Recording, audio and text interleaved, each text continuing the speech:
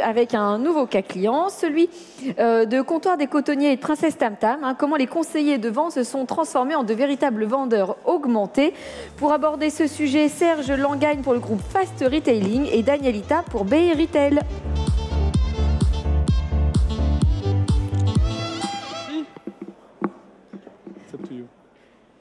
Bonjour à tous. Bonjour à tous. Pour débuter cette intervention, je vous propose de partager un chiffre édifiant. En 8 ans, la baisse du trafic en magasin a atteint 40%. Il est donc désormais vital pour les enseignes de rentabiliser au maximum le passage en boutique.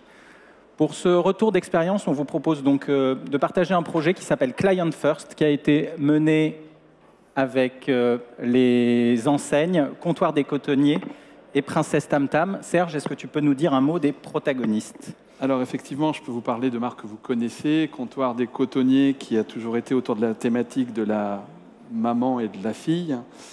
Et Princesse Tam Tam, qui fait de la lingerie, marque iconique très ancienne. Vous connaissez tous forcément. Ce que vous savez peut-être moins, c'est qu'on appartient à un grand groupe japonais qui s'appelle Fast Retailing. Et Fast Retailing, vous connaissez au moins une marque, qui est Uniqlo. Donc vous connaissez tous. Et c'est, pour faire rapide et donner une idée du scope, 220 boutiques à peu près partout en France et en Europe, surtout en France, et des gros enjeux en magasin, puisqu'on est bien sûr sur l'e-commerce, mais aussi en magasin. Et donc je vais vous dire un mot du dernier acteur. Le dernier acteur, c'est BI Retail. BI Retail, la raison d'être, en fait, c'est de doter les personnels en boutique d'une solution qui allie la technologie et la data pour créer pour les clients finaux une expérience d'achat sans couture. Un mot du brief initial, Serge? Alors effectivement, on a eu quand on vend de la lingerie, pour vous mesdames et les messieurs, si vous achetez, c'est compliqué de partir du magasin sans avoir un ensemble, ou quand vous avez bien trouvé le modèle qui vous plaît, mais il n'y a pas la couleur, il n'y a pas le bonnet, il n'y a pas, etc. Et donc, on a un drame, c'est que souvent vous trouvez quelque chose qui vous plaît, vous ne pouvez pas partir avec, parce qu'il n'y a pas la bonne taille. Donc ça a été quelque chose qu'on a vite eu des énormes remontées du retail qui disaient, la cliente était ravie, mais impossible de lui trouver la bonne taille. Et on s'est dit, il faut absolument que la cliente qui est en magasin, qui a trouvé ce qui lui plaît, on puisse lui faire livrer le lendemain en click and collect chez elle, à la boutique proche de chez elle, où elle veut, l'ensemble qui lui plaît tant. Donc ça, c'était éviter qu'une cliente quitte le magasin les mains vides. Et le deuxième aspect, c'est comme je voulais avoir l'accord de mon CEO pour financer cette idée et qu'on essaye d'être rapide, il fallait qu'on utilise les moyens existants des enseignes, qu'on ne soit pas en train de dire on va réinvestir, il nous faut plein de nouveaux trucs. On a dit on va essayer d'utiliser les moyens existants pour limiter les investissements. Et dans les moyens existants, il y avait par exemple les moyens de paiement d'une boutique. Si vous êtes en boutique, vous puissiez payer avec du cash ou des cartes cadeaux qui sont pris par la boutique. Il y avait quand même un dernier enjeu qui était le time to market, la vitesse du projet et sa capacité à déployer rapidement dans l'ensemble des points de vente, plus de 200 points de vente. Oui, parce qu'on ne s'appelle pas Fast Retailing pour rien. Et c'est dans l'ADN de la maison d'être fast. Quelques mots sur la genèse des enjeux? Ouais. Alors, on a bien sûr essayé de réfléchir avant de se lancer. La première idée qu'on a eue, c'est qu'on veut utiliser un des systèmes qu'on a déjà en boutique. Et puis on va essayer de l'adapter. On a commencé par regarder le système qui fait les encaissements, impossible, c'était trop long, trop compliqué, on n'allait pas faire. Ou on avait regardé pour faire développer une application dédiée en no-code, mais peu importe. Et là c'était complexe parce qu'il fallait trouver comment récupérer les fichiers clients, les fichiers articles, être capable d'envoyer la commande, recréer un canal, envoyer la logistique. Enfin, on se heurtait à des tonnes de problèmes qui fait que ça, on a abandonné. On s'est dit, non, on va ni utiliser le système de caisse, ni développer un truc à nous. Deuxième truc, c'était, on voulait utiliser l'infrastructure et les devices déjà présents. Deux exemples. Le premier, c'est qu'aujourd'hui, nous, tous les magasins Princesse, Tam Tam et Comptoir ont des iPads et des iPhones. Donc, on avait besoin d'une application qui soit sur iOS. Et la deuxième, c'est qu'on voulait utiliser absolument le Wi-Fi des boutiques parce que, utilisant le Wi-Fi des boutiques, on allait pouvoir accéder au terminal de paiement qui y est connecté. Donc c'était un des enjeux qu'on avait. Deuxième enjeu. Et le troisième, c'est qu'un beau jour, en fouillant dans la doc de Salesforce, qui est notre système e-commerce, on a découvert qu'on était capable de passer une commande en ce qu'on appelle on behalf. C'est-à-dire vous êtes en boutique, Madame Michu, et vous voulez effectivement cet ensemble qu'on n'a plus mais qu'on va vous faire livrer chez vous. En fait, l'idée, c'est qu'on va s'appuyer sur notre canal e-commerce, qui aujourd'hui représente une part significative de nos ventes, et on va vous faire envoyer la commande chez vous, mais on va la passer à votre place. Et c'est une fonctionnalité qui est intégrée à Salesforce, qui est sécurisée, et qui permet que du coup, on s'appuie sur ce canal, et on n'a pas à réinventer la poudre, à pas à réinventer un nouveau canal, et ça fonctionne. Donc c'était la genèse et les enjeux. À toi.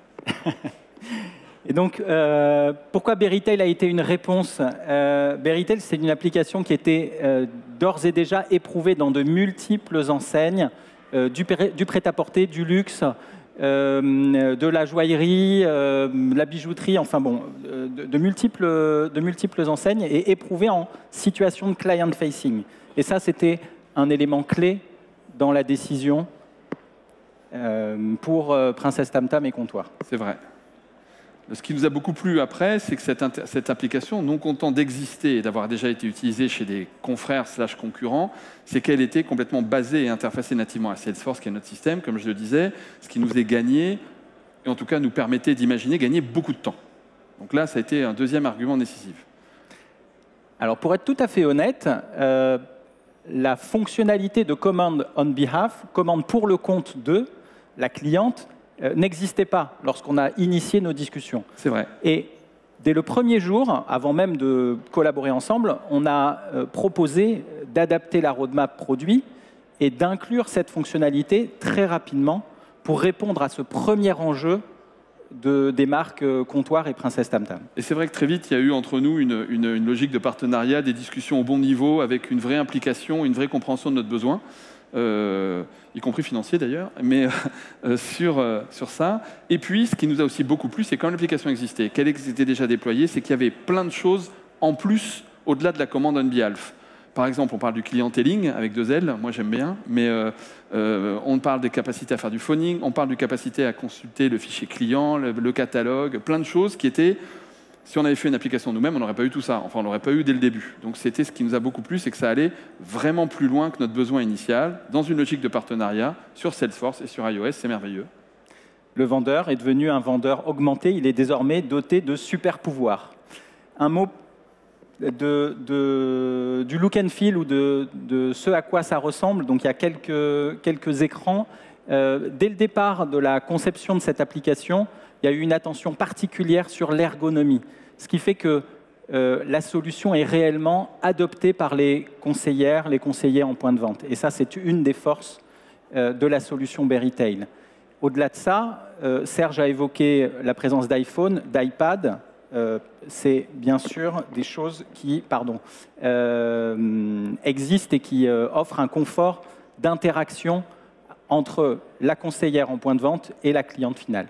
Effectivement, on a des iPads pour un certain nombre de choses, dont les caisses, et des iPhones que les conseillères peuvent utiliser, les vendeuses, pour contacter leurs clients. Et ça, c'était quelque chose qui était sympa, parce que dès le début, on a eu l'application qui a été disponible partout, sur les iPads et sur les iPhones, et pour de vrai. Donc c'était vraiment un vrai plus. Elle est sympa en look, et on l'a personnalisée à Princesse ou à Comptoir, selon ce qu'on vend, bien évidemment. Un mot du projet, alors on n'a pas commencé par le déploiement, c'est un projet fast, c'est un projet qui a été agile, rapide et sécurisé. En 2 mois, à partir de la phase de recueil des besoins, et 2 mois plus tard, on a eu une solution qui a pu être éprouvée sur un certain nombre de magasins pilotes des 2 marques, avec un set de fonctionnalités qui tournait autour du clienteling, donc la capacité à générer ou à gérer des campagnes d'appels sortants pour engager avec des clientes autour de certaines campagnes, mais aussi la possibilité de passer commande pour le compte de la cliente. Et puis ensuite, il y a eu une généralisation du déploiement sur l'ensemble des boutiques et un enrichissement fonctionnel au-delà du périmètre initial. Donc un projet qui a été rapide, agile et sécurisé. La cerise sur le gâteau, c'est finalement la mobilisation des équipes. Est-ce que tu peux nous partager? Ouais, c'est-à-dire que c'était un projet qui nous a un peu remonté du retail et on avait un enjeu de le faire en même temps que plusieurs autres gros projets, dont la mise en place des SAP, qui fait qu'on n'avait pas beaucoup de bandes passantes à y consacrer. Et je dois reconnaître que pour le coup, avec les équipes Berrytail, on a été On a été efficace. Conception, développement, test ainsi que pilote nous ont demandé un minimum de ressources. Il a fallu quand même s'y mettre, mais c'était compatible avec un gros projet SAP qu'on menait en parallèle, dont on reviendra après. Alors, il y a eu quand même quelques difficultés. C'est le but de la session d'aujourd'hui, c'est ce partage d'expérience. Donc, tout ne s'est pas fait sans surprise, je dirais. Alors, la première chose, c'est qu'on s'était mis dans l'idée qu'en fait, l'application ne ferait qu'émettre une commande et que le paiement se ferait sur la caisse du magasin, de manière à pouvoir utiliser le cash, les cartes cadeaux, la carte bleue, etc. Bien évidemment, ça n'a pas été compatible avec la roadmap de l'éditeur du système point de vente, ce qui fait qu'on s'est retrouvé au bout de 2 mois sans système de paiement. Donc là, on a pu, grâce à Adyen, je pense qu'on peut donner leur nom, mais aussi à Berrytail, adapter et fait du Pay by Link, qui nous a permis de quand même nous rattraper aux branches et d'être capable de dire on pourra quand même payer, parce que passer une commande, si on ne peut pas la payer, on ne va pas bien loin, puisque le but du retail, c'est quand même de prendre l'argent, comme chacun sait. La deuxième chose qui était un vrai learning, c'est qu'on a utilisé, je dirais un petit peu l'arrière-boutique de Salesforce sur tout un tas de sujets qu'on n'avait jamais recettés. Donc on s'est retrouvé avec des bugs qui étaient là depuis quelques années, qu'on n'avait jamais vus. Et du coup, ça a été intéressant. Donc on a mis ça modestement en disant des pistes d'amélioration dans le e-commerce. En français, on a corrigé des morceaux entiers du site qui étaient buggés. Mais on l'a fait, mais ça nous a rajouté de la charge au moment du déploiement, puisque la passage de commande ne marchait pas. Bref, mais c'est fait. Et puis, il y a eu un truc intéressant au moment du déploiement, c'est qu'on a découvert qu'on avait des boutiques qui étaient mal couvertes en Wi-Fi, qu'il y a des iPads dont la batterie ne tenait plus, qu'il manquait des iPads, qu'on avait des iPads mini, que ce n'était pas des... Toute chose qui s'appelle un truc tout con qui nous a rattrapé, qui s'appelle la réalité. Et la réalité est parfois têtue et tenace, mais on a réussi à s'en sortir et à reprendre le contrôle de tous nos devices. Et pour le Wi-Fi, je vais être honnête, on est en train de rattraper le retard sur plein de sujets. Mais ça a été quelque chose qui a été intéressant parce qu'on découvre, par exemple, qu'on a des iPads qui tiennent 3 minutes sur batterie. Il faut être rapide pour passer la commande, donc on a dû les changer. Et c'était effectivement étonnant qu'on n'ait jamais eu les remontées avant. Donc les iPads, ils devaient sûrement dormir dans un tiroir. Et puis, alors pareil, on a mis une formulation sympathique quand on a réfléchi avec Daniel, mais les frustrations positives, c'est-à-dire que les vendeuses, au-delà de l'adoption sur laquelle on reviendra, elles se disent « Ah mais moi ce serait bien si je pouvais faire ci, ça, ça, ça et autre chose ». Et du coup, au-delà de la fonctionnalité qu'on a mis, d'un seul coup, on ouvre une boîte de Pandore dans laquelle il y a plein de demandes supplémentaires. Et j'aimerais bien qu'on puisse faire ci, et j'aimerais bien qu'on puisse valider les GDPR, et j'aimerais bien, et j'aimerais bien. Donc on a créé ce qu'on a appelé des frustrations positives. C'est-à-dire que pour la première fois de leur vie, les vendeuses demandaient les évolutions d'un outil informatique, ce qui pour moi était merveilleux. Et au-delà des bugs, qui bien évidemment étaient quelque chose qui nous est bien remonté comme il faut. Donc s'il faut retenir quelque chose, en fait, c'est un projet qui a été réalisé en seulement 16 semaines, 4 mois, avant d'avoir une version live en boutique. Et puis un ROI qui a été atteint, un retour sur investissement en seulement quelques mois. Donc un retour sur investissement extrêmement rapide. Un mot des résultats ? Yes. Alors les résultats, on les a mis dans le désordre, parce que sinon c'était pas rigolo. Donc on a mis en place une gestion des campagnes et de clienteling grâce à cet outil qui est contrôlé par notre CRM central, qui pousse à chaque boutique les listes qui vont bien et est capable derrière de s'assurer que ça a été fait. Ce qui est quelque chose qui avant été fait avec des fichiers, vous imaginez des fichiers Excel, formidables. Et maintenant c'est très intégré, c'est propre, on peut le suivre. Donc c'est vraiment un premier résultat, qui est par ailleurs on top du reste. Deuxième, c'est que la connaissance client, aujourd'hui, quand les vendeuses l'utilisent en facing client, donc vous rentrez dans une boutique, vous avez toutes vos chances dans les boutiques qu'elles l'utilisent, qu'elles dégainent leur iPhone, et dedans, c'est Client First, qui permet d'avoir accès à votre fiche, de voir si vous êtes Gold, Platinum, je ne me rappelle plus des noms de fidélité, et d'avoir une information sur vous. Troisième aspect, celui du début, qui est le Order on Behalf. Donc aujourd'hui, il y a beaucoup d'ordres on Behalf qui sont faits, et qui sont... pour nous, autant de chiffres d'affaires qu'on fait en plus, parce qu'après, derrière, c'est réinjecté dans le canal e-commerce, ce qui fait que pour nous, il y a 0 coût complémentaire et on augmente la satisfaction client, puisque vous allez enfin avoir cet ensemble dont vous rêviez, ou la taille qui vous manquait, et je pense que ça, c'est quelque chose qui est bien et qu'on a réussi. Et le dernier point, c'est que lors du projet SAP, on s'est doté d'un moteur omnichannel, donc d'une stock centralisé, et notamment on a déployé du click and collect sur nos outils avec 0 coût, et on s'est dit où c'est qu'on va mettre toute la validation. Et là, on a eu avec Berrytail des discussions intéressantes, et on a décidé que le click and collect allait être géré au même endroit.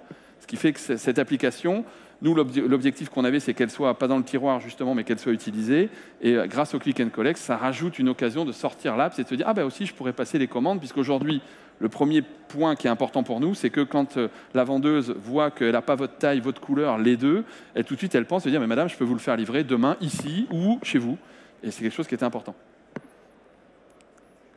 L'application est devenue le socle de la mobilité en boutique. Alors, un mot des prochaines étapes, parce que ce n'est pas complètement fini. L'adoption, exact. Une roadmap ambitieuse. Et puis, le dernier élément, c'est le développement d'une Customer App pour chacune des marques, pour aller encore plus loin. Et ce qui était important, c'est effectivement l'adoption, parce qu'aujourd'hui, une boutique qui a une belle application, mais qui ne l'utilise pas dans le tiroir, c'est là où elle sert le moins. Et on se rend compte qu'en fait, c'est plus une boutique, et ce sera ma conclusion, plus une boutique l'utilise et plus elle l'utilise. Si elle ne l'a pas sorti, pour le coup, il n'y a pas d'effet. Donc quand on a mis le pied dedans, on a envie d'en faire plus. En revanche, il faut que le pied rentre dedans, et c'est vraiment notre enjeu avec les équipes retail de faire que ça se développe. Mais aujourd'hui, on est plutôt très positif sur le sujet. Merci Serge. Et n'hésitez pas à passer sur le stand qui est juste en face, stand numéro 11 chez Berrytail. Ou alors aller en magasin chez Princesse et Comptoir pour la voir par vous-même. Je récupère la zapette. Merci à tous les deux.